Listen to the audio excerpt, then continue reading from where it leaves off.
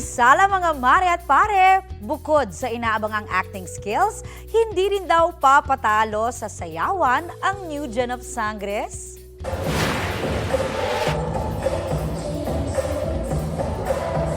Si Sangretera Bianca Umali on fire sa dance floor. O, naka-high heels pa siya niyan, ha? Tamang TikTok lang din sa mundo ng mga tao sina Sangre Flamara, Faith De Silva, Dea Angel Guardian at Adamus Kelvin Miranda. Kasama nila sa Dance Challenge ang co-star sa serye na sina John Lucas at ang Gueco Twins. Ivo Live, Encantadia, Abisala mga kapuso. Pag may kalaban kayo. Kanina lang nagsample sa unang hirit ng fight scene skills sina Bianca at Angel. Kung nabitin kayo mga mare at pare, konting hintay na lang. Sa Lunes na ang world premiere ng Encantadia Chronicles Sangre, 8 p.m. sa GMA Prime.